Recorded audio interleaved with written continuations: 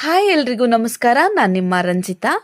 ಮಹಾಶಿವರಾತ್ರಿ ಶಿವಭಕ್ತರಿಗೆ ಸುದಿನ. ಇಂತಹ ಒಳ್ಳೆಯ ದಿನಕ್ಕೆ ಶಿವ ಭಕ್ತರಿಗೆ ಹಾಗೂ ಕೆಂಗಲ್ ಹನುಮಂತಯ್ಯ ವಾರ್ಡ್ ಜನರಿಗೆ ಕಾಂಗ್ರೆಸ್ ಮುಖಂಡರಾದ ಚೇತನ್ ಗೌಡ ಅವರು ಪ್ರಸಾದ ಕಿಟ್ಗಳನ್ನು ಕೆಂಗೇರಿ ಉಪನಗರದ ಶ್ರೀ ರಾಘವೇಂದ್ರ ಸ್ವಾಮಿ ಮಠದಲ್ಲಿ ವಿತರಿಸಿದ್ರು. ಈ ಕಾರ್ಯಕ್ರಮಕ್ಕೆ ಯಶವಂತಪುರ ವಿಧಾನಸಭಾ ಕ್ಷೇತ್ರದ ಶಾಸಕರಾದ ಎಸ್.ಟಿ. ಸೋಮಶೇಖರ್ ಅವರು ಹಾಗೂ ಬೆಂಗಳೂರು ನಗರ ಜಿಲ್ಲಾ ಪಂಚಾಯಿತಿ ಅಧ್ಯಕ್ಷ ಹನುಮಂತರಾಯಪ್ಪನವರು ಚಾಲನೆ ನೀಡಿದ್ರು.